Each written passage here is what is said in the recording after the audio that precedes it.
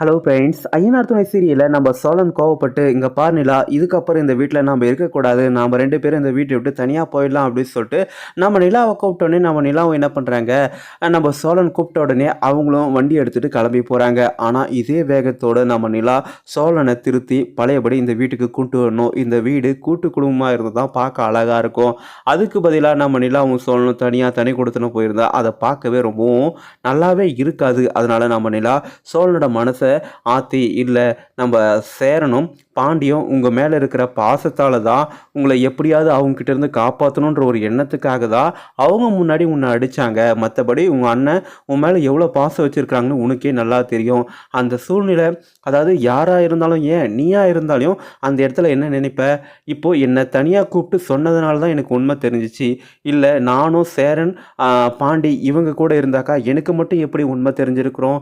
நீ எங்கிட்ட தனியாக கூப்பிட்டு சொன்னதுனால தான் சோழன் தப்பு பண்ணல அப்படின்னு சொல்லிட்டு நான் அடித்து சொன்னேன். அந்த பொண்ணுக்கிட்ட நான் விசாரித்ததில் அந்த பொண்ணு உண்மையை ஒத்துக்கிட்டா. ஆனால் நம்ம சேரனும் பாண்டியும் உங்கள்கிட்ட தனியாக பேசவே இல்லை. அப்படி இருக்கும்போது அவங்க அங்கே சொல்கிறவங்களோட பேச்சை தான் நம்புவாங்க. அந்த பொண்ணு வேறு அமைதியாக இருந்துச்சு.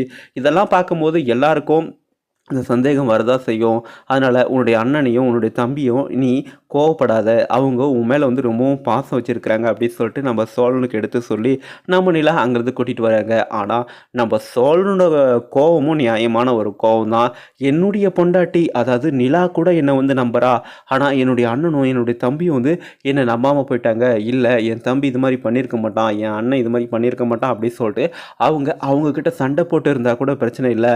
அவங்க என்னை அடித்தப்போ கூட எனக்கு அந்த வழி தெரியல. ஆனால் என் அண்ணனும் பாண்டியும் என்னை நம்பாத, என்னை சந்தேகப்பட்டு பேசினப்போ தான் எனக்கு ரொம்பவே வலிச்சுது அப்படின்னு சொல்லிட்டு நம்ம சோழன் அவங்க அண்ணங்கிட்ட சொல்லி, இதுக்கப்புறம் இந்த வீட்டில் நாங்கள் இல்லை, நாங்கள் கிளம்பி போகிறோம் அப்படின்னு சொல்லிட்டு அவங்க எல்லோரும் முன்னாடி சொல்லிவிட்டு நம்ம சோழன் கிளம்பி வராங்க.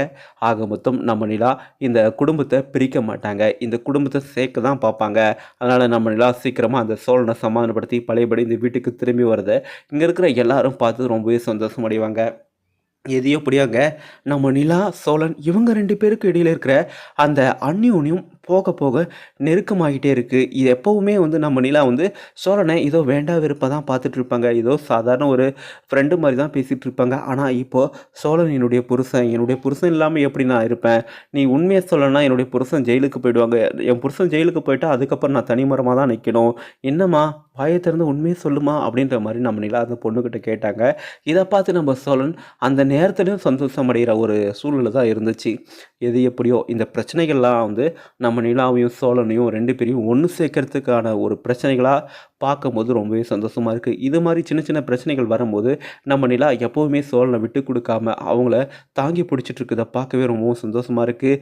இதே மாதிரி நம்ம நிலாவும் சோழனும் ரெண்டு பேரும் ஒன்றா சேரணும், என்ன நடந்தாலும் இவங்க ரெண்டு பிரியக்கூடாது அப்படின்னு சொல்லிட்டு தான் நான் நினைக்கிறேன். அதே மாதிரி இந்த குடும்பமும் பிரிஞ்சு போகக்கூடாது, அதை நம்ம நிலா பார்த்துக்குவாங்க அப்படின்னு சொல்லிட்டு நான் நினைக்கிறேன். நீங்கள் என்ன நினைக்கிறீங்க சொல்லிட்டு உங்களுக்கு எதுன்னு கருத்து கமெண்ட் பண்ணுங்கள். அதுக்கு முன்னாடி நம்ம சேனலுக்கு இப்போ தான் முதல் முறையாக வரைக்கும் நான் சப்ஸ்கிரைப் பண்ணிக்கோங்க. தேங்க்ஸ் ஃபார் வாட்சிங். நன்றி. மீண்டும் நாளை சந்திப்போம்.